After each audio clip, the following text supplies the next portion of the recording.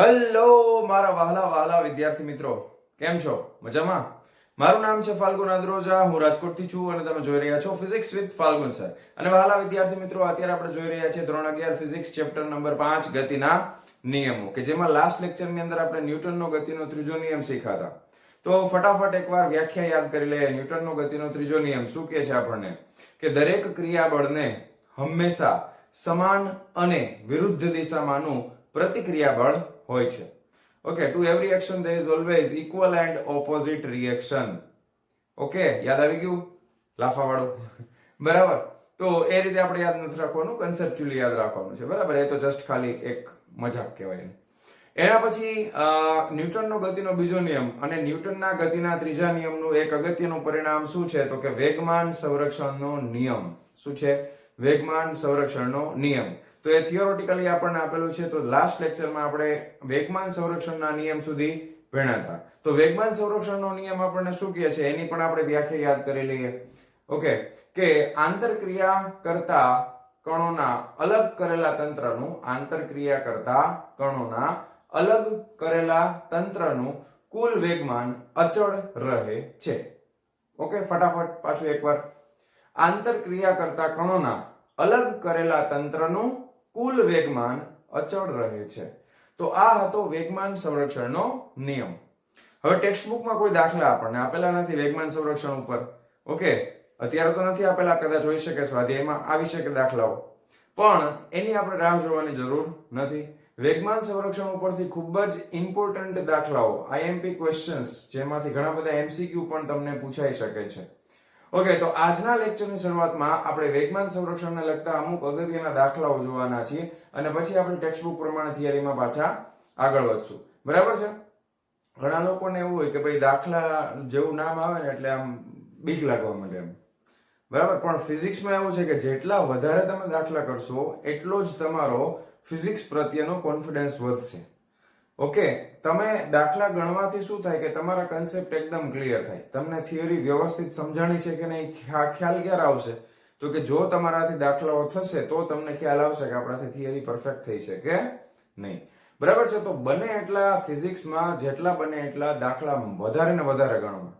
અને દાખલાના જે માર્ક્સ આવવાના છે એ રોકડિયા માર્ક્સ છે, એમાં તમારો અડધો માર્ક્સ ન કાપી શકે. બરાબર, જો તમે કોઈ પણ જાતની ભૂલ નથી કરતા તો એમાંથી અડધો માર્ક્સ પણ નહીં કપાય. પણ થિયરીમાં બની શકે પરફેક્ટ સાચી લખેલી હોય છતાં પણ એમાં થોડા ઘણા માર્ક્સ કટ થઈ શકે. બરાબર, એમાં તમારી હેન્ડરાઇટિંગ, લખવાની સ્ટાઇલ, બધી વસ્તુ જોવાતી હોય. પણ દાખલામાં તો શું છે, અને જવાબ સાથે લેવા દેવા છે, સ્ટેપની સાથે લેવા દેવા છે. બરાબર, ફાઇનલી એકમ લખેલા છે કે નહીં, આ બધી વસ્તુ ધ્યાનમાં રાખો એટલે દાખલા ઇઝીલી થઈ શકે. બરાબર, તો ચાલો શરૂ કરીએ આજનો લેક્ચર પહેલા દાખલાની સાથે. શું કહે છે દાખલો? કે એક સૈનિક પોતાની ઓટોમેટિક રાઇફલમાંથી 50 ગ્રામ દળની ગોળીઓ દરેક 1000 મીટર પ્રતિ સેકન્ડના વેગથી છોડે છે. જો તે પોતાના ખભા પર વધુમાં વધુ 200 ન્યૂટનનું બળ ખમી શકતો હોય તો તે 1 સેકન્ડમાં વધુમાં વધુ કેટલી ગોળીઓ છોડી શકે? હવે તમે સમજો, ખભાને ટેકો દઈને આમ રાઇફલ રાખેલી હોય. બરાબર છે? એ લોકોની પ્રેક્ટિસ હોય, આપણે ન રખાય. બરાબર, કારણ કે નકર તો ખભાને ટેકો દઈને ન રાખે તો આખી આમ બંદૂક પાછળ વહી જશે. બરાબર, એટલે ખભાને ટેકો દઈને એને જો રાખી હોય, ઓકે, અને ખભો એનો મજબૂત હોય, અને કેટલો મજબૂત છે એ તમને કીધું છે, જો વધુમાં વધુ 200 ન્યૂટનનું બળ ખમી શકે. હવે આ બધા દાખલામાં છે ને સાબુ વાપરવાનો છે. શું વાપરવાનું છે? સાબુ, એટલે કે સામાન્ય બુદ્ધિ. બરાબર, આ બધા દાખલા હોય, આને લગતા એમસીક્યુ હોય, તો એમાં તમે સામાન્ય બુદ્ધિ વાપરીને દાખલા કરી શકો. એક સિમ્પલ વસ્તુ સમજો કે ગોળી આગળ જશે, બરાબર, તો એનું કંઈક વેગમાન હશે. પ્રારંભિક વેગમાન બંનેના શૂન્ય છે. જ્યાં સુધી ગોળી નથી છૂટતી ત્યાં સુધી પ્રારંભિક વેગમાન કેવું છે? શૂન્ય. જેવી ગોળી છૂટશે એટલે ગોળી જશે આગળ, અને ગોળીનું જેટલું વેગમાન હશે એટલું જ વેગમાન કોને મળશે? તો કે રાઇફલને મળશે. ગોળીનું વેગમાન છે એ આ તરફ હશે તો રાઇફલનું વેગમાન પાછળની તરફ હશે. પાછળની તરફ શું આવે છે? તો કે સૈનિકનો ખભો. બરાબર, તો સૈનિકના ખભા ઉપર બળ લાગવાનું શરૂ થશે. ખબર પડી ગઈ તમને? કન્સેપ્ટ ક્લિયર થઈ ગયો? ઓકે, તો હાલો આપણે શરૂ કરીએ. હવે દાખલા તરીકે 50 ગ્રામની ગોળીઓ દરેક 1000 મીટર પ્રતિ સેકન્ડના વેગથી છોડે છે. તે પોતાના ખભા પર વધુમાં વધુ 200 ન્યૂટનનું બળ ખમી શકતો હોય તો તે 1 સેકન્ડમાં વધુમાં વધુ કેટલી ગોળીઓ છોડી શકે? તો ધારો કે અહીંયાથી આપણે શરૂઆત કરીએ. ધારો કે દરેક ગોળીનું દળ સ્મોલ m છે. ઓકે, દરેક ગોળીનું દળ સ્મોલ m છે. પછી તેનો વેગ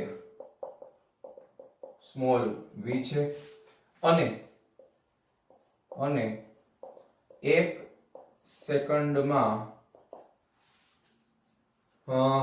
છૂટતી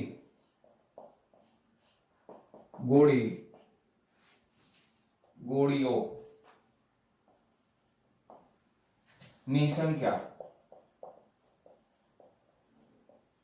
સ્મોલ n છે. બરાબર, આ સ્મોલ n શું દર્શાવે છે? ગોળીઓની સંખ્યા. એ જ આપણે ગોતવાનું છે ને કે 1 સેકન્ડમાં ધારો કે સ્મોલ n જેટલી ગોળી છૂટે છે. બરાબર, 1 સેકન્ડમાં કેટલી ગોળીઓ છૂટે છે? તો કે સ્મોલ n જેટલી ગોળીઓ છૂટે છે.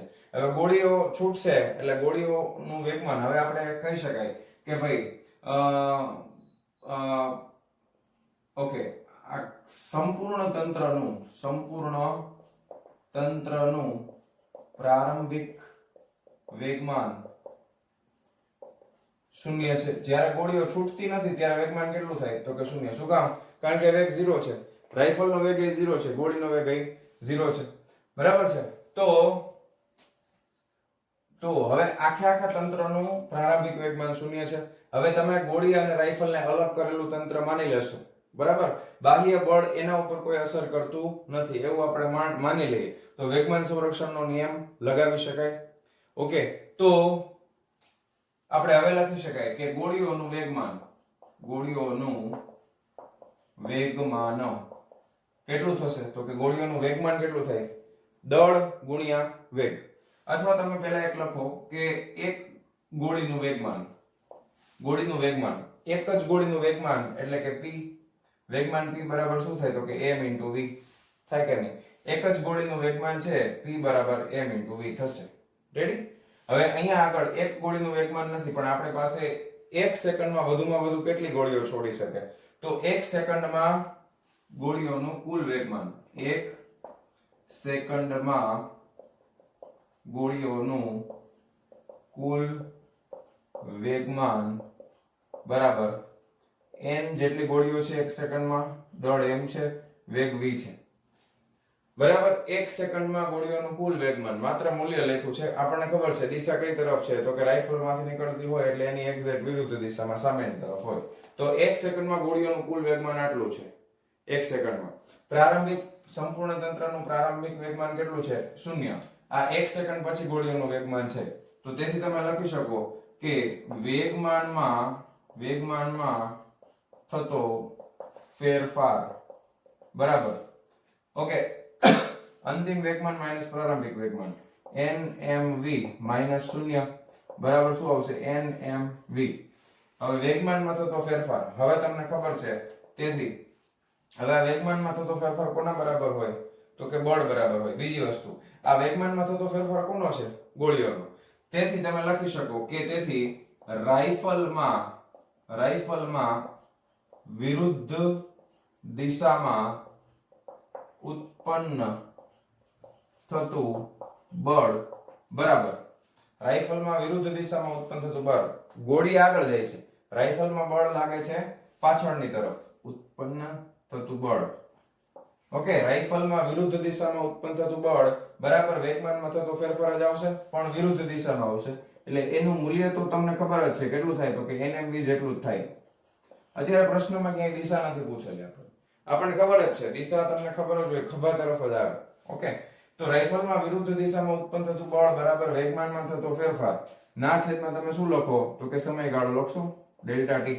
પણ અહીંયા આગળ સમય લખવાની જરૂર નથી. શું કામ જરૂર નથી? કારણ કે n છે એ શું છે? તો કે 1 સેકન્ડમાં છૂટતી ગોળીઓની સંખ્યા છે ને, તો આ 1 સેકન્ડમાં એટલે પ્રતિ સેકન્ડ એટલે છેદમાં સમય તો આવી જ ગયો છે, પ્રતિ સેકન્ડ આવી ગયું છે ઓલરેડી.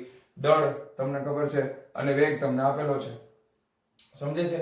તો રાઇફલમાં વિરુદ્ધ દિશામાં ઉત્પન્ન થતું બળ બરાબર થશે nmv. તેથી તમે લખી શકો કે F બરાબર nmv. તેથી બળ, હવે બાકી બધી વસ્તુ તમને આપેલી છે. જો 200 ન્યૂટનનું બળ ખમી શકે છે તો 200 બરાબર આ n ગોતવાનું છે. દળ તમને આપેલું છે કેટલું? તો કે 50 ગ્રામ. ગ્રામમાં હાલે નહીં. 1 કિલોગ્રામ બરાબર 1000 ગ્રામ થાય તો 50 ભાગ્યા 1000 કરવું પડશે. ઇન્ટુ વેગ કેટલો છે? તો કે 1000 મીટર પ્રતિ સેકન્ડનો વેગ છે. બરાબર. આ 1000 અહીંયાથી કેન્સલ થઈ ગયા, સામસામેથી મીંડું કેન્સલ થઈ ગયું, 5 ચોક 20. તો n બરાબર તમને આવ્યું 4 ગોળી પ્રતિ સેકન્ડ આવે. બરાબર ને, કારણ કે તમે સંખ્યા લીધેલી છે. તો જો સિમ્પલ છે એકદમ, કેલ્ક્યુલેશન સાવ ઈઝી. કેટલી આવે ગોળીની સંખ્યા? તો કે 4 ગોળીની સંખ્યા આવશે. 1 સેકન્ડમાં વધુમાં વધુ કેટલી ગોળી છૂટી શકે? તો કે 4 ગોળીઓ છૂટી શકે. ઓકે, 4 ગોળી છોડે ત્યાં સુધીમાં 200 ન્યૂટનનું બળ થઈ જાય. ઓકે, 1 સેકન્ડમાં 4 ગોળીઓ છોડી શકે, એનાથી પછી જશે તો 200 ન્યૂટન થી વધારે બળ થઈ જશે. પછી ખભો છે એ બળ ખમી શકશે નહીં, અને ખભો છે એ ખડી જશે અહીંયાથી. ઓકે, તો ખાસ બસ એ જ છે. લખી નાખો ફટાફટ વિડીયો પોઝ કરીને. ચાલો જવા દઉં છું. હા, વિડીયો પોઝ કરીને લખી લેજો. ચાલો ચાલો વિદ્યાર્થી મિત્રો, નેક્સ્ટ એક્ઝામ્પલ. એક સરોવરમાં 40 કિલોગ્રામ દળના તરાપા પર, તરાપો એટલે શું થાય? તો કે લાકડાની પટ્ટી બાંધી, અને ઘણા બધા મૂવીઝમાં એમાં તમે જોયું હોય, બરાબર, કે જ્યારે એની પાસે હોડી કે એવું કઈ ન હોય એટલે લાકડાની પટ્ટીઓ ભેગી કરીને દોરી બાંધી અને ઉપર પાણી ઉપર તરી શકે એવું બનાવે, અને તરાપો કહેવાય.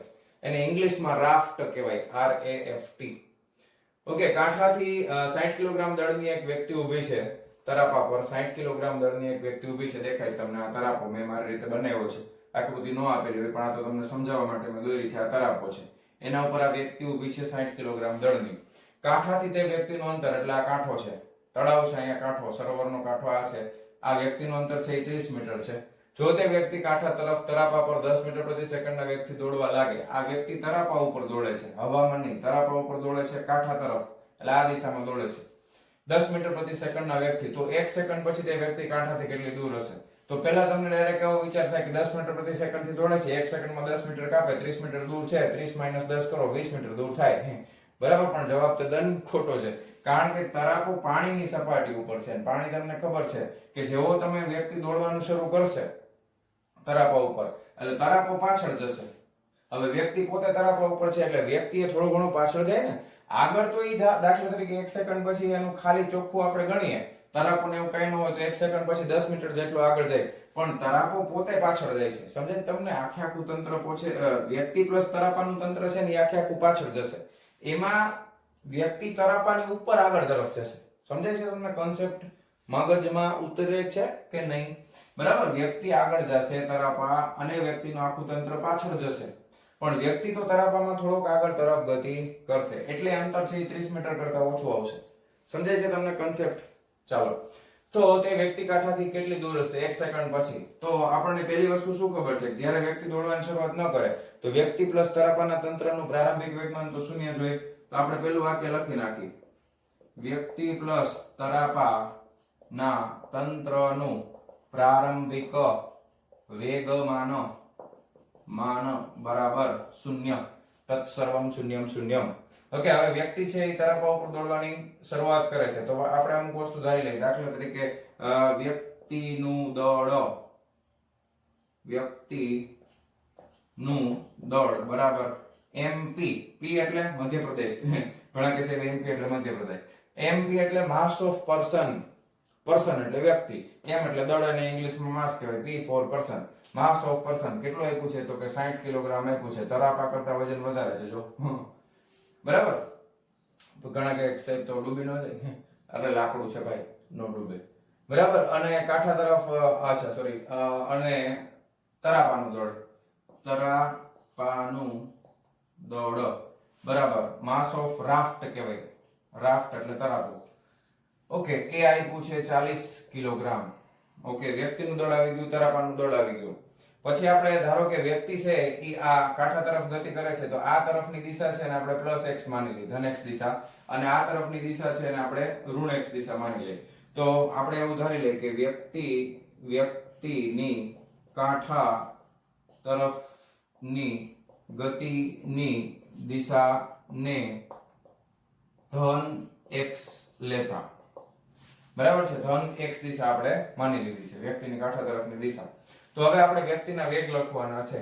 તેથી પહેલું આપણે લખીએ કે વ્યક્તિનો તરાપાની સાપેક્ષે વેગ. બધું સાપેક્ષમાં થશે ને, કારણ કે વ્યક્તિ તરાપા ઉપર ગતિ કરે છે. તો વ્યક્તિનો તરાપાની સાપેક્ષે વેગ તમને કયો આપ્યો છે? 10 મીટર પ્રતિ સેકન્ડ તરાપા ઉપર ગતિ કરે છે ને, તો તમને આપેલો છે યાદ છે. તો વ્યક્તિનો તરાપાની સાપેક્ષે વેગ એટલે માસ ઓફ પર્સન, સોરી માસ ક્યાં, વેલોસિટી આવે ને ભાઈ, વેગ છે, velocity of person with respect to raft is equal two 10 આપેલા છે, પણ આપણે કઈ દિશામાં લીધા છે, ધન x દિશામાં, એટલે i કેપ લખી શકાય મીટર પ્રતિ સેકન્ડ, ખબર પડી, ધન x દિશામાં છે એટલે i cap, okay, 10 i cap meter પ્રતિ સેકન્ડ. તો વ્યક્તિનો તરાપાની સાપેક્ષે વેગ velocity of person with respect to raft 10 i cap meter પ્રતિ સેકન્ડ. પછી બીજું આવશે કે તરાપાનો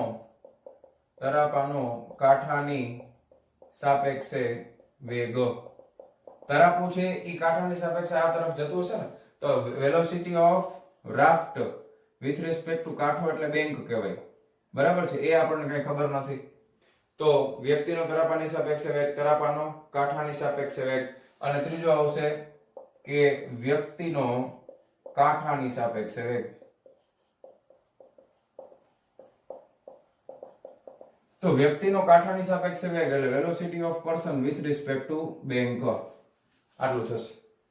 હવે તમે જુઓ કે અહીંયા આગળ જે આ સાપેક્ષ વેગ ત્રણ વસ્તુના આપેલા છે, તો વ્યક્તિ ખરેખર કઈ બાજુ જાય છે, કાંઠા તરફ જાય છે. તો વ્યક્તિ જે કાંઠા તરફ જાય છે એ સાપેક્ષ વેગ કયા બે વેગનો બનેલો છે, તો કે એ વેગ છે ને એક તરાપાનો કાંઠાની સાપેક્ષે વેગનો બનેલો છે, અને બનેલો છે બીજો વ્યક્તિનો તરાપાની સાપેક્ષે વેગ, બરાબર, બે રીતે. હવે હમણાં હું પેલા લખું ને તો પછી તમને ખબર પડશે. તેથી તમે કહી શકો કે velocity of person with respect to raft એટલે velocity of person with respect to bank, વ્યક્તિને ક્યાં જવું છે, કાંઠા તરફ જવું છે ને, તો આ વેગ છે બે વસ્તુનો બનેલો. જો વ્યક્તિનો કાંઠાની સાપેક્ષે વેગ છે બે વસ્તુનો, વ્યક્તિનો તરાપાની સાપેક્ષે વેગ છે એ તમારે લેવો પડશે, એટલે velocity of person with respect to raft તમારે લેવું પડે, પ્લસ આ વ્યક્તિ કોના ઉપર છે, તરાપા ઉપર છે ને, તો તરાપાનો કાંઠાની સાપેક્ષે વેગ, આ બે આ રીતે થશે. તો વેલોસિટી ઓફ તરાપો એટલે raft with respect to bank, આ રીતે તમને મળશે, આ સમીકરણ મળશે. અને આપણે આપી દઈએ સમીકરણ નંબર 1. ઓકે, સમીકરણ નંબર 1 આપી દઈએ. પાકું તમને ખબર પડી કે નહીં? એક વસ્તુ પાછી સમજો, વ્યક્તિ દોડવાની શરૂ થાય તો વ્યક્તિ પ્લસ તરાપો બે પાછળ જાય, થોડા ઘણા પાછળ, કાંઠાની સાપેક્ષે બે પાછળ જતા, પણ વ્યક્તિ છે એ તરાપાની ઉપર આગળ તરફ જાય છે, તરાપા ઉપર ઈ આગળ તરફ જાય છે.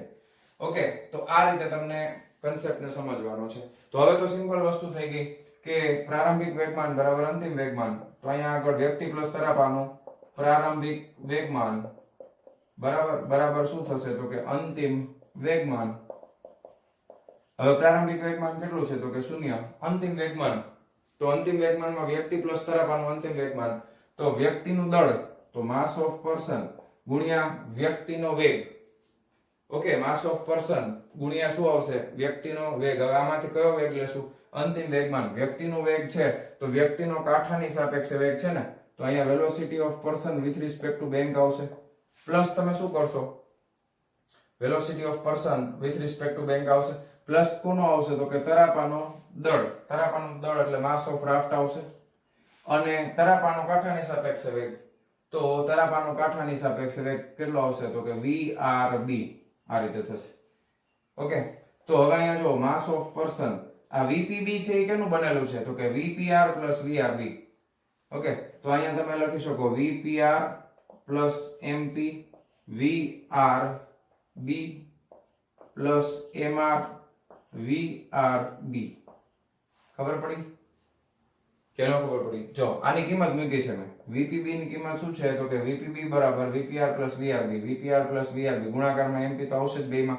હવે તમે જો અહીંયા VRB છે અને અહીંયા VRB છે, તો અહીંયા તમે VRB કોમન કાઢશો એટલે આ આવી રીતે થશે, mass of person VPR plus અહીંયા mass of person plus mass of raft ગુણાકારમાં VRB થઈ જશે. થશે કે નહીં? આમ રેડી છે? આટલું ખબર પડી કે નહીં? ચાલો, હવે આ 0 તો છે જ બધી સામે.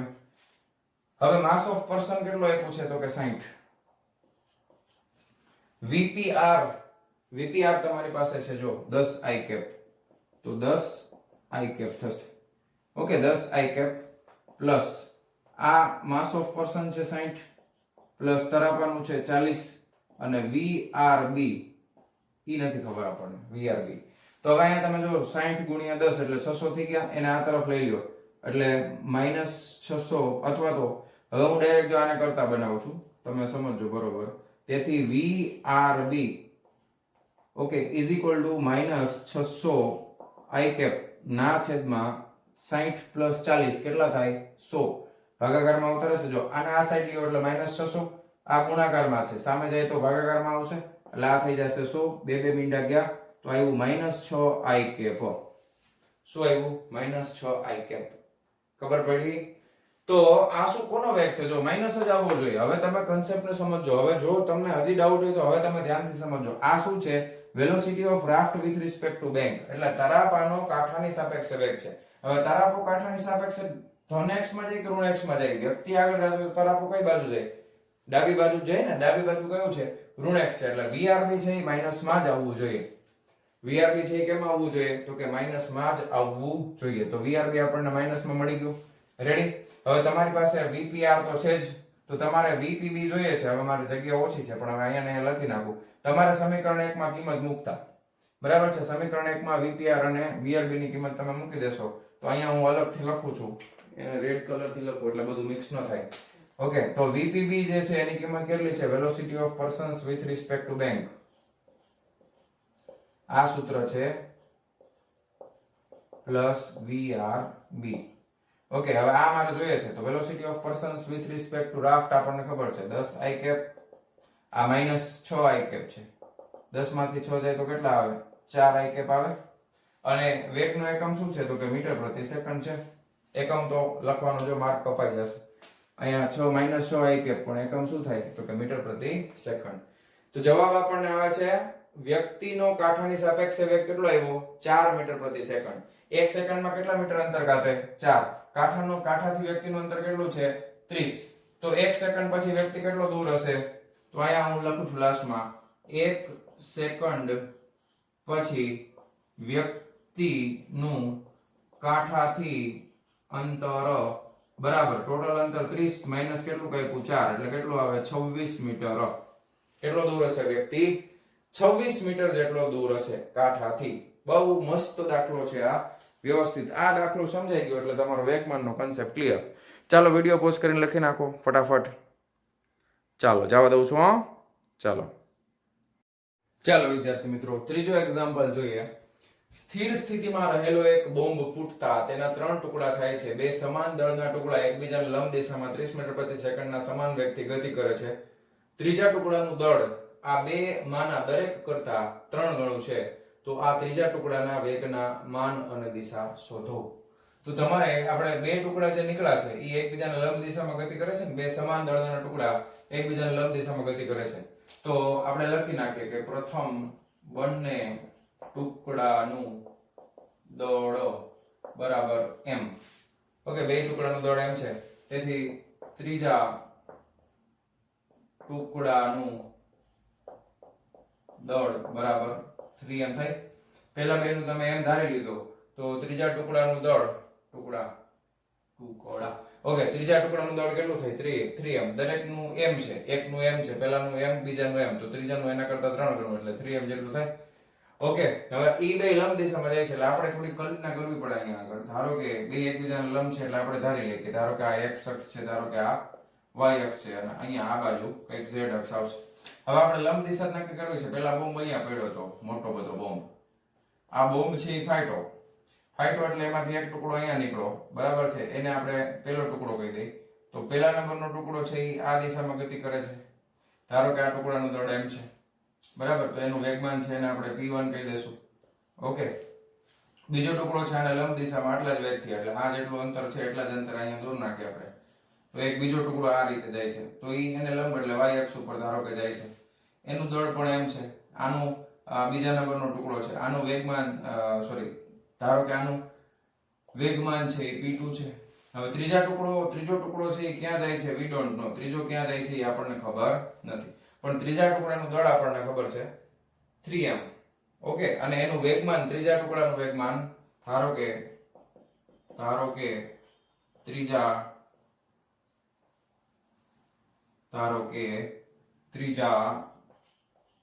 ટુકડાનું વેગમાન બરાબર p3 છે. ઓકે, એનું દળ તો તમને લખી નાખ્યું 3m છે. હવે બોમ્બ ફૂટ્યા પહેલા તો આખા તંત્રનું પ્રારંભિક વેગમાન કેટલું થાય તો કે 0 બરાબર. તે શું થાય તો કે તંત્રનું અંતિમ વેગમાન, તંત્રનું પ્રારંભિક વેગમાન બરાબર તંત્રનું અંતિમ વેગમાન. તો બોમ્બ ફૂટ્યા પહેલાનું વેગમાન અને બોમ્બ ફૂટ્યા પછીનું વેગમાન. તેથી તમે લખી શકો કે 0 બરાબર તંત્રનું અંતિમ વેગમાન એટલે પહેલું વેગમાન છે p1, બીજા ટુકડાનું વેગમાન છે p2, ત્રીજા ટુકડાનું વેગમાન છે p3 બરાબર 0 થાય કે નહીં? હાલો, તમે આ ટુકડો x દિશામાં લીધો છે તો તમારે અહીંયા i કેપ ને ધ્યાનમાં લેવો પડશે આ y માં. તો અહીંયા j કેપ આવશે, ધ્યાન આપજો ખાસ હો. દળ ભલે તમને આપેલા બે m1 m2 પણ આ જે ગતિની દિશા છે ને એમાં તમારે i કેપ અને j કેપ લખવું પડશે કારણ કે x અક્ષ ઉપર છે એટલે i કેપ, y અક્ષ ઉપર છે એટલે j કેપ. તો અહીંયા આગળ પહેલા ટુકડાનું વેગમાન એનું દળ ગુણ્યા એનો વેગ કેટલો છે તો કે 30 મીટર પ્રતિ સેકન્ડ છે, પણ i કેપ લખવું પડે બરાબર. પ્લસ બીજા ટુકડાનું દળ તો કે m, એનો વેગ 30 જ છે પણ એ કઈ દિશામાં છે તો કે y દિશામાં એટલે j કેપ લખવું પડે. પ્લસ p3 એટલે ત્રીજાનું 3m દળ છે પણ એની વેગ આપણને ખબર નથી. તો વેલોસિટી ઓફ થર્ડ ટુકડા એટલે v3 ઓકે સદિશની નિશાની ઇક્વલ ટુ અહીંયા શું આવી જશે તો કે 0. તો કે આપણે જો 3m v3 આને આપણે કરતા બનાવીએ તો આ બે છે એ સામે 30m વત્તા 30 ટૂંકમાં આ બે માંથી ખાલી કોમન શું નીકળે તો કે 30m કોમન નીકળી જશે બરાબર. અને i cap plus j cap આવી જશે, સામે જશે એટલે બે માઈનસ થઈ જશે. તો -30m i cap -30m j cap થઈ ગયું બરાબર. સમજાણું તમને? જો આને સામે જવા દો એટલે માઈનસ, આને સામે જવા દો એટલે માઈનસ, પ્લસ છે તો -30 ઓકે.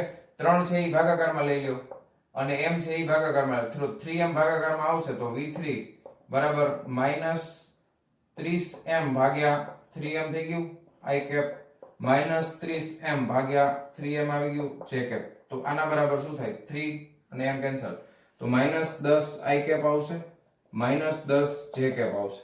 તો આ ત્રીજા ટુકડાના વેગની દિશા આપણને મળે છે ઋણ x અક્ષ અને ઋણ y અક્ષની સાથે. તો તમે સમજી શકો છો આ તરફ તમે જવા દો એટલે આ -x થઈ ગયું, ઋણ y એટલે આ તરફ જવા દો એટલે -y થઈ ગયું. તો ત્રીજા ટુકડાનો વેગ ઋણ x અને ઋણ y દિશામાં છે કારણ કે આ બે ધન x ને ધન y માં છે. તો ત્રીજા ટુકડાનો વેગ છે ઋણ x, પણ આ વેગની દિશા આપણને મળી ગઈ ઓકે. વેગના માન અને દિશા, તો વેગનું મૂલ્ય આપણે ગોતવાનું છે. તેથી વેગનું મૂલ્ય મારે જોતું હોય તો માનાંકમાં v3 બરાબર વર્ગમૂળની અંદર x ઘટકનો વર્ગ વત્તા y ઘટકનો વર્ગ બરાબર. તો વર્ગમૂળમાં 100 વત્તા 100 એટલે 200 થઈ જશે એટલે 2 ગુણ્યા 100 લખાય આમ. હવે એનું વર્ગમૂળ કાઢવું જ તમારે એટલે શું આવે તો કે 2 નું એમ નામ √2 100 નું વર્ગમૂળ 10. તો આનો જવાબ આવે 10 √2. કેટલો આવે 10 √2 ઓકે. હવે આને તમારે √2 ને 1.4 માં ફેરવવું હોય તો કઈ વાંધો નથી, અથવા એમ નામ રાખી દેશું 10 √2 મીટર પ્રતિ સેકન્ડ તો પણ કાંઈ જવાબ ખોટો પડશે નહીં કારણ કે એમાં આગળ કઈ કરવાની જરૂર નથી. તો વેગનું મૂલ્ય આપણને મળે છે 10 √2, પણ ખૂણો કેટલો બનશે તેથી તમે લખી શકો કે દિશા માટે તમે લખો tan થીટા. દિશા માટે આપણે સૂત્ર વાપરીએ છીએ ને tan થીટા બરાબર સામેની બાજુ છેદમાં પાછળની બાજુ. તો વેગનો y ઘટક ના છેદમાં વેગનો x ઘટક. તો y ઘટક કેટલો છે -10, x ઘટક કેટલો છે એ પણ -10 છે એટલે 1 આવશે. તો ખૂણો કેટલો બનશે થીટા બરાબર tan કેટલા હોય તો 1 આવે 45. tan 45 બરાબર શું થાય 1 થાય બરાબર. તો વેગનો y ઘટક -10 છેદમાં વેગનો x ઘટક -10 બે ગયા, જવાબ આવ્યો 1. tan થીટા કેટલા થાય 45 ડિગ્રી. પણ આ ખૂણો કોની સાથે બનાવે છે તો કે 45 ડિગ્રી ઋણ x તથા ઋણ y અક્ષ સાથે બરાબર. ત્રીજો ટુકડો છે એ 45 ડિગ્રીના ખૂણે જશે પણ કોની સાથે ઋણ x અને ઋણ y દિશાની સાથે.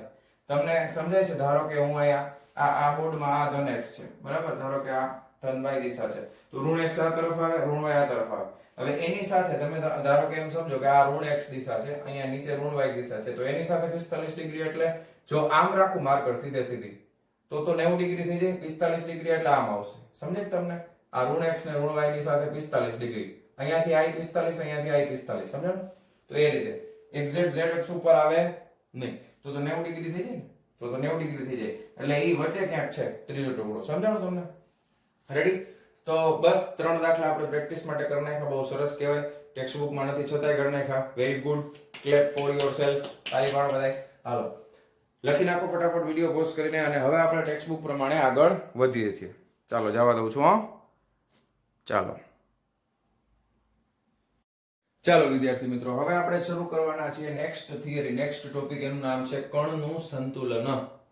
કણનું સંતુલન. સંતુલન શબ્દ હવે આપણને ખબર છે. દાખલા તરીકે આ માર્કર છે, એ સંતુલનમાં ક્યારે કહેવાય? તો કે હું અત્યારે આને મૂકી દઉં છું તો નીચે પડી જાય છે, પણ આને હું પકડી રાખું છું અને આ પોતાની જગ્યાએથી હલતી નથી પોતાના સ્થાન ઉપરથી, તો આ માર્કર છે એ સંતુલનમાં છે. શું કામ? આના ઉપર લાગતા બધા બળો નું ચોખ્ખું બાહ્ય બળ જે આવશે એ કેટલું આવશે? તો કે 0. શું કામ? તો કે જો અત્યારે હું માર્કરને પકડી રાખું આમ, તો એક બળ છે એના ઉપર નીચે તરફ લાગે છે. પૃથ્વીનું ગુરુત્વાકર્ષણ બળ F બરાબર mg નીચે લાગે છે. પછી મેં આ માર્કરને મારા હાથેથી પકડી રાખી છે, એટલે મારી આંગળીઓ અને અંગૂઠો છે એને પકડી રાખે છે, એટલે એના ઉપર એક બળ છે એ ઉપર તરફ લાગતું હોય. હવે નીચે તરફનું અને ઉપર તરફનું બંને બળોના મૂલ્ય સમાન હોય અને દિશા એકબીજાથી વિરુદ્ધ હોય તો જ આ માર્કર સ્થિર રહી શકે. નકર તો આ માર્કર પડી જશે, અથવા ઉપરનું બળ વધી જાય તો ઉપર વહી જશે. સમજે? તો કણની સંતુલિત સ્થિતિ દર્શાવવા માટે આપણે ન્યૂટનના ગતિના સંતુલન માટે કયો નિયમ જરૂરી છે? તો કે ન્યૂટનનો ગતિનો પહેલો નિયમ. કયો નિયમ? પહેલો નિયમ. તો ન્યૂટનનો ગતિનો પહેલો નિયમ છે એ આપણને કણનું સંતુલન જ દર્શાવે છે કે જો કોઈ કણ સ્થિર સ્થિતિમાં હશે, જો કોઈ બાહ્ય બળ ન લાગતું હોય અને કણ સ્થિર સ્થિતિમાં હોય તો સ્થિર સ્થિતિમાં રહેશે, અને જો નિયમિત ગતિ કરતો હશે, નિયમિત સુરેખ ગતિ કરતો હોય તો એ નિયમિત સુરેખ ગતિ ચાલુ રાખશે. તો આ વસ્તુ આપણને કણનું સંતુલન દર્શાવે છે. પણ ખાસ યાદ રાખજો, આ યંત્રશાસ્ત્રની વાત કરીએ છીએ, તો કણના સંતુલનમાં જે ન્યૂટનનો ગતિનો પહેલો નિયમ છે એ સ્થાનાંતર આધારિત વસ્તુ છે. સ્થિર છે એટલે પોતાની જગ્યા નથી બદલતો. હું તમને એક સિમ્પલ ઉદાહરણ આપું. દાખલા તરીકે અહીંયા દડો મેં ડ્રો કરેલો છે, આ જમીન ઉપર પડ્યો છે, તો આ દડો પોતાની જગ્યા બદલતો નથી, સ્થિર છે કે નહીં? પણ એક વસ્તુ પોસિબલ છે જો આ દડામાં, કે આ દડો પોતાની અક્ષ ઉપર, ધારો કે આ એની અક્ષ છે, એના ઉપર આમ ગોળ ગોળ ફરતો હોય, તો કણોના સંપૂર્ણપણે સંતુલન માટે ચાક ગતિનું સંતુલન પણ જરૂરી છે. ચાક ગતિ શું છે એ જ હજી આપણને ખબર નથી. પ્રકરણ 7 માં શીખવાના છીએ આપણે.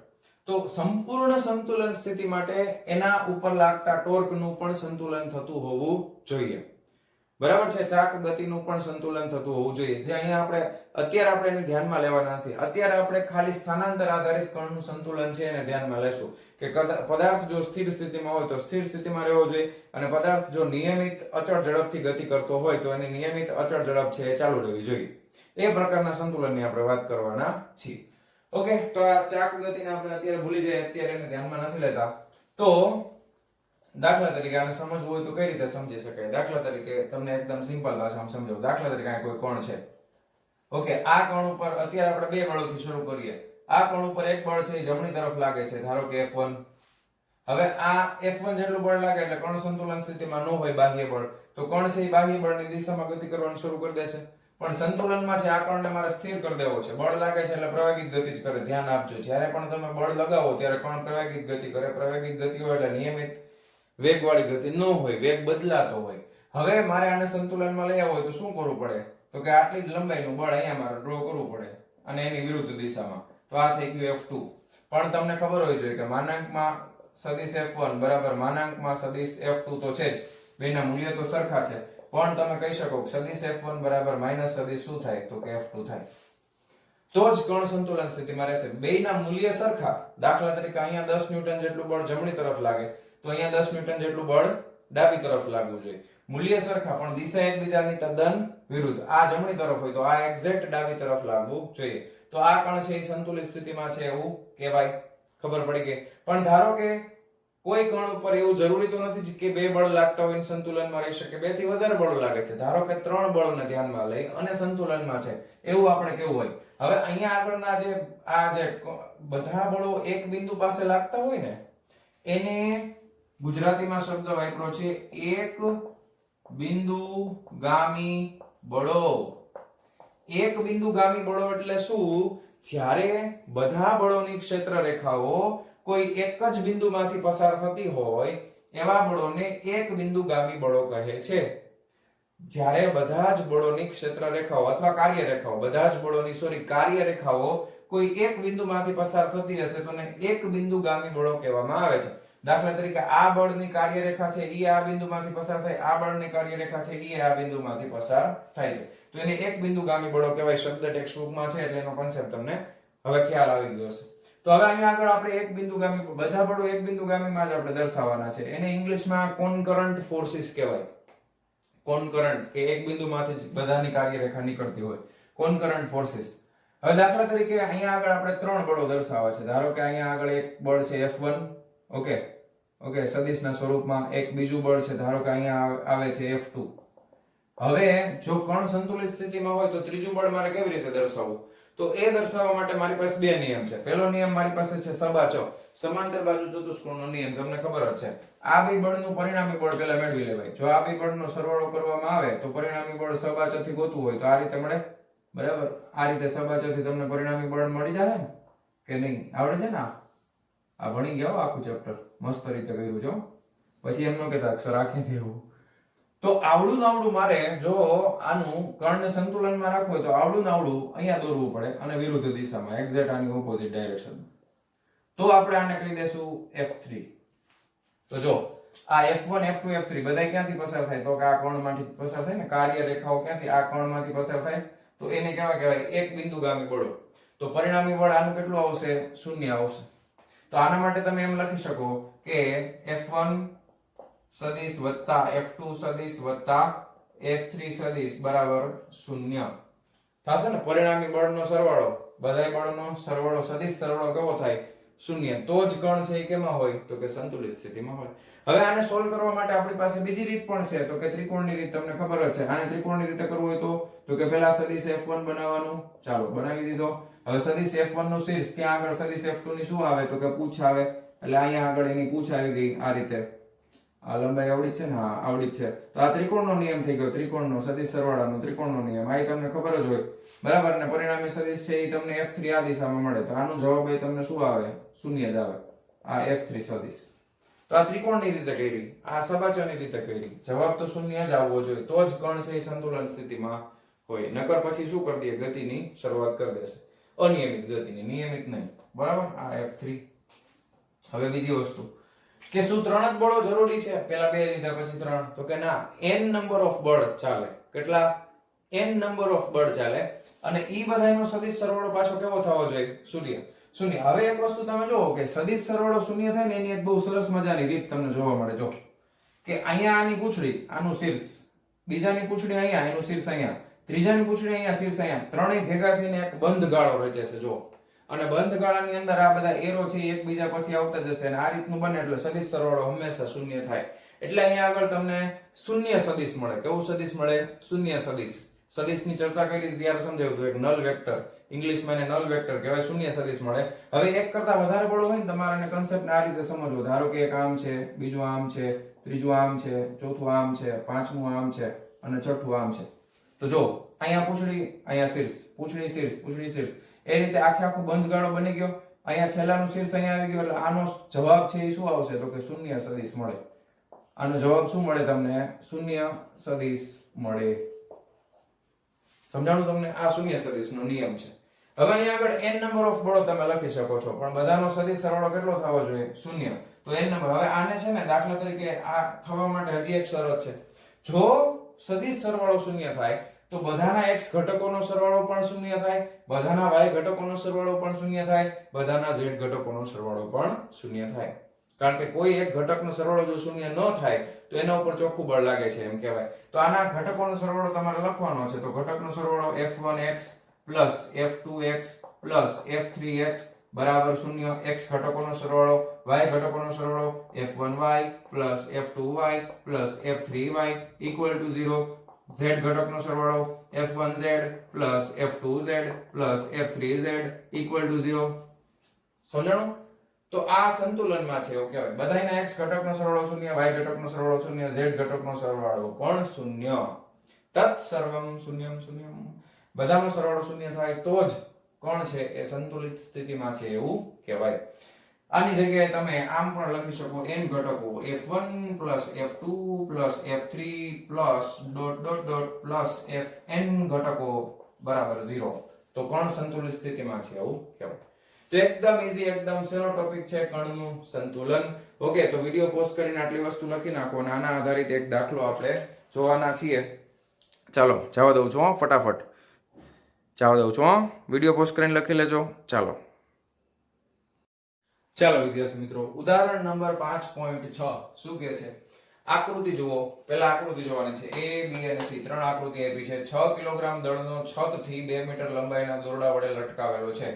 6 કિલોગ્રામ દળને છતથી 2 મીટર લંબાઈના દોરડા. તો હવે અહીંયા જો આ 6 કિલોગ્રામ દળનો એક પદાર્થ છે, આ છત છે. એનાથી આ જે દોરડું છે અહીંયા 1 મીટર અને અહીંયા ટોટલ 2 મીટર લંબાઈનું દોરડું છે અને છતની નીચે લટકાવેલો છે. વજન કેટલું છે? તો 6 કિલોગ્રામ. દોરડાના મધ્ય બિંદુ P એટલે આ એનું મધ્ય બિંદુ 1 મીટર ઉપર ને 1 મીટર નીચે. અહીંયા P બિંદુ છે. 50 ન્યૂટનનું એક બળ સમક્ષિતિ દિશામાં એટલે 50 ન્યૂટનનું બળ દોરડાને અહીંયા માની લો કે 50 ન્યૂટનનું બળ લગાવું છે. બીજી દોરી બાંધીને આ બાજુ ખેંચો છો, તમે સમજ્યા? એટલે 50 ન્યૂટનનું દોરડા ઉપર આ તરફ બળ લાગે છે. બળ સમક્ષિતિ દિશામાં દર્શાવ્યા મુજબ લગાડવામાં આવે છે. સંતુલન સ્થિતિમાં દોરડું ઊર્ધ્વ દિશા સાથે કેટલો ખૂણો બનાવશે? હવે ઊર્ધ્વ દિશા સાથે એટલે કે આ y અક્ષ થઈ ગઈ, એની હારે ખૂણો એટલે આ થીટા. આ થીટા કેટલો બનશે એ આપણે ગોતવાનું છે. સ્મોલ g બરાબર 10 મીટર પ્રતિ સેકન્ડ નો વર્ગ લો અને દોરડાનું દળ અવગણો. દોરડાનું દળ કેટલું છે એને આપણે ધ્યાનમાં લેતા નથી. નકર દોરડાનું દળ હશે તો mg પાછું એનું નીચે લેવું પડે ને. દળ હોય એટલે તમારે mg નીચે લેવું પડે. તો આ ખાસ શબ્દ ઉપર ધ્યાન આપો. દોરડાનું દળ અવગણવાનું છે. તો અહીંયા આગળ જેટલા બળો છે એ બધા બળો જો સંતુલન એટલે એ સમજવાનું આપણે કે P બિંદુ છે ને, તમે આને એકવાર ખેંચી લીધું, 50 ન્યૂટન ફિક્સ કરી નાખ્યું, નીચે 60 ન્યૂટન ફિક્સ કરી નાખ્યું, પછી દોરડું પોતાની જગ્યાથી હલે નહીં, એને કહેવાય સંતુલન સ્થિતિ. ત્યારે તમારું P બિંદુ સંતુલન સ્થિતિમાં છે. સંતુલન સ્થિતિમાં હોય તો બધા બળોનો સદિશ સરવાળો કેવો થવો જોઈએ? શૂન્ય. હમણાં આપણે થિયરીમાં ભણ્યા. હવે અહીંયા આગળ ખાલી આ વજનને સમજાવવા માટે થઈને એક બીજો આકૃતિ આપેલી છે. આને કહેવાય ફ્રી બોડી ડાયાગ્રામ. કેવો ડાયાગ્રામ કહેવાય? Free body diagram. Free body diagram એટલે અહીંયા આગળ આ જે દળ છે એના ઉપર માત્ર બે બળો અસર કરે છે, એક નીચે તરફ, એક ઉપર તરફ. આ હલતું નથી. એટલે ખાલી આટલા ભાગને દર્શાવવા માટે તમે આવો રેખાકૃતિ બનાવો. આનું નામ છે ફ્રી બોડી ડાયાગ્રામ. કદાચ નામ યાદ ન રહે તો કાંઈ વાંધો નહીં, તમે સમજો. હવે દળ છે W છે એ નીચે તરફ છે 60 ન્યૂટન. શું કામ? કારણ કે F બરાબર તમે અહીંયા એકદમ સિમ્પલ F બરાબર mg સૂત્ર વાપરશો ને. આનું દળ તો લેવાનું છે ને પદાર્થનું. તો 6 કિલોગ્રામ દળ છે, g 10 છે એટલે કેટલું થઈ ગયું? 10 ગુણ્યા 6 ગુણ્યા 10 થઈ ગયું. દળ 6 છે, 6 કિલોગ્રામ ગુણ્યા 10 એટલે 60 કિલોગ્રામ 60 આવી ગયું. તો 60 ન્યૂટન છે ઈ ક્યાં લાગશે? તો કે નીચે તરફ લાગે છે. બળ કેટલું લાગે છે? 60 ન્યૂટન. ક્યાં લાગે છે? નીચે તરફ. હાલો, આ ખ્યાલ આવી ગયો? આપેલું છે આકૃતિમાં, આપેલું છે 60 ન્યૂટન. બીજું, હવે અહીંયા એક છે ને તણાવમાં ખાસ ધ્યાન આપજો. ટેન્શન તણાવમાં દોરી ખેંચાય, તમે હાથમાં દોરી પકડીને બે હાથે ખેંચો તો જેટલું દોરીમાં તણાવ બળ ખેંચાણ ડાબી તરફ હોય એટલું જ દોરીમાં ખેંચાણ જમણી તરફ હોય. તમે આ માર્કરને હું ખેંચું આમ, તો આ માર્કર જેટલી આ તરફ ખેંચાતી હશે એટલી જ સામે તરફ ખેંચાતી હશે. આ રીતે ખેંચું છું ત્યારે. શું કામ? કારણ કે બળના નિયમ જ લાગુ પડે આમાં, બરાબર? સમાન મૂલ્યના વિરુદ્ધ દિશાના જ હોય. તો અહીંયા આગળ તણાવ બળ છે એ તમે બે રીતે દર્શાવી શકો. એક ઉપર તરફ લખી શકો, એક નીચે તરફ. એટલે અહીંયા આગળ જે તણાવ લાગે છે એને T2 નામ આપ્યું છે. તો તણાવ, હવે આ તો જો તૂટતી તો નથી, આ માર્કર છે એ એમ નામ છે. એટલે આના ઉપર બળ અને આ બાજુનું બળ બે સરખા જ હશે તો જ માર્કર તૂટે નહીં ને. સમજાય છે ને તમને? તો દોરડું નથી તૂટતું, એનો મતલબ એમ કે નીચે તરફનું બળ અને ઉપર તરફનું બળ બે સરખા છે. કેટલું છે? નીચે તરફ 60 ન્યૂટન. તો બીજા ડાયાગ્રામ ઉપરથી, આકૃતિ B ઉપરથી કહી શકાય કે આકૃતિ B પરથી તમે શું કહી શકો કે આના ઉપરનું તણાવ બળ T2 જે છે એ T2 કેટલું થઈ જશે? તો કે T2 બરાબર 60 ન્યૂટન આવી જશે. શું કામ? કારણ કે બે બળ સમાન મૂલ્યના વિરુદ્ધ દિશાના જ હોય. હવે બીજો પ્રશ્ન. હવે તમે P બિંદુનો વિચાર કરો. તો P બિંદુને નીચે તરફ ખેંચાણ કેટલું છે? તો કે T2 જેટલું જ લાગે ને. મેં તમને હમણાં શું કીધું કે તણાવ બળ છે એ સમાન મૂલ્યના વિરુદ્ધ દિશાના હશે. તો પહેલા T2 ગોતવા માટે આપણે આટલા ભાગનો વિચાર કર્યો. હવે અમારે અહીંયા T2 જે છે એ મારે T2 કઈ રીતે દર્શાવવાનું? તો કે નીચે તરફ, કારણ કે અહીંયા તણાવ નીચે તરફ છે. બીજું, તમે દોરી ખેંચાતી હોય એટલે એક તણાવ છે એ ઉપર તરફ લાગતું હોય, ઉપર તરફ ખેંચાતું હશે ને. અહીંયાથી જો તૂટતી નથી એટલે T1 ના બે ઘટકો હોય. તો અહીંયા T1 નો ઘટક આમ છે તણાવ બળનો. તો હવે તણાવ બળનો ઘટક છે આની હારે કઈ ખૂણો બનાવે છે થીટા. તો તો આ T1 ના મને બે ઘટકો મળે. કયા કયા ઘટક મળે? એક ઘટક આને સમાંતર મળે, આ ખૂણાને ટૂંકમાં આ બાજુને સમાંતર, એટલે એ થઈ જશે T1 cos θ. બરાબર. અને એક ઘટક છે એ આનો ટૂંકમાં સમક્ષિતિજ, આ શિરોલંબ ઘટક મળ્યો, એક સમક્ષિતિજ ઘટક મળે, એ આ તરફ હોય. આ તરફ કેટલો હોય? તો કે T1 sin θ. જો હવે અહીંયા આગળ જો એક બળ નીચે છે T2, ઉપર કેટલું છે? તો કે T1 cos θ. એક બળ જમણી તરફ છે 50 ન્યૂટન, ડાબી તરફ કેટલું છે? તો કે T1 sin θ. જો આ P બિંદુ એની જગ્યાએથી હલતો નથી, એનો મતલબ એમ કે સામસામેના બળો, સમક્ષિતિજ બળો અને શિરોલંબ બળો સમાન મૂલ્યના અને વિરુદ્ધ દિશાના હોવા જોઈએ. બરાબર. તેથી તમે કહી શકો કે ભાઈ આકૃતિ પરથી, આકૃતિ C પરથી સમક્ષિતિજ અને શિરોલંબ બળો સમાન મૂલ્યના અને વિરુદ્ધ દિશામાં હોવાથી આપણે શું કહી શકાય? તમે કહી શકો કે ભાઈ T1 cos θ બરાબર T2, અને બીજું તમે કહી શકો કે T1 sin θ બરાબર 50 ન્યૂટન છે ને, 50 ન્યૂટન. તો આ 50 અને T2 નું મૂલ્ય કેટલું છે ભાઈ? T2 નું મૂલ્ય આપણે હમણાં ગોત્યું હતું 60 ન્યૂટન છે, તો આ 60 ન્યૂટન આવી જશે. આ 50 ન્યૂટન, સોરી 50 ન્યૂટન પાછળ લખો એકમ, થઈ જશે. હવે મારે શું ગોતવાનું છે કે દોરડું ઉર્ધ્વ દિશા સાથે કેટલો ખૂણો બનાવે છે. જો મારી પાસે બે સૂત્ર આવી ગયા, પછી અહીંયા એક વાક્ય લખજો કે T1 ના બે ઘટકો એટલે કે એક સમક્ષિતિજ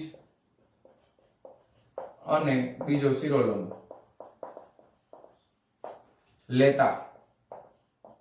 પછી હજી તમારે આગળ લખવું તો એવું લખી શકાય કે T1 નો સમક્ષિતિજ ઘટક બરાબર T1 sin θ ડાબી તરફ, અને T1 નો શિરોલંબ ઘટક T1 cos θ ઉપર તરફ છે. ઓકે. હવે બળોનું સંતુલન થાય છે એટલે આને આપણે આપી દઈએ સમીકરણ નંબર 1 અને સમીકરણ નંબર 2. તો હવે મારે ખૂણો ગોતવો છે, તેથી સમીકરણ 2 ખૂણા માટે કયું જોઈએ? tan θ જોઈએ ને. સમીકરણ 2 ને સમીકરણ 1 વડે ભાગતા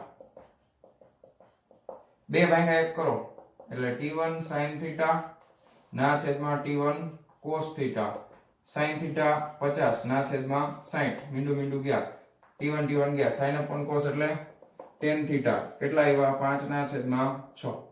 ખૂણો જોઈએ છે તો θ બરાબર tan ઇન્વર્સ 5 ના છેદમાં 6. ક્લિયર? હવે તમે નેચરલ ટેન્જન્ટ ના ટેબલ ઉપરથી ખૂણાની કિંમત ગોતી શકો. એ ખૂણાની કિંમત કેટલી આવે છે? 40 ડિગ્રી આવે છે. કેટલી આવે છે? ખૂણો મળે છે 40 ડિગ્રી. બરાબર. હાલો, થઈ ગયું. જો તમને પરીક્ષામાં ટેન્જન્ટ નું ટેબલ ન આપેલું હોય, નેચરલ સાઇન અને નેચરલ ટેન નું ટેબલ ન આપે, તો તમારો જવાબ θ બરાબર tan ઇન્વર્સ 5 ના છેદમાં 6 સુધી રાખીને મૂકી દેવાનો. બરાબર. પછી અહીંયા કઈ લખવાની જરૂર નથી જો ટેબલ ન આપ્યું હોય તો. ક્લિયર? તો એકદમ સિમ્પલ દાખલો છે, એકદમ ઈઝીલી તમે એને સમજી શકો છો. ઓકે. તો વિડિયો પોઝ કરીને લખી નાખો ફટાફટ. ચાલો, લખાઈ ગયું? તો મારા વહાલા વિદ્યાર્થી મિત્રો, આજનો આ લેક્ચર આપણે અહીંયા પૂરો કરીએ છીએ. મળીએ છીએ નેક્સ્ટ વિડિયો લેક્ચરમાં આના પછીના ટોપિકની સાથે. ત્યાં સુધી આવજો.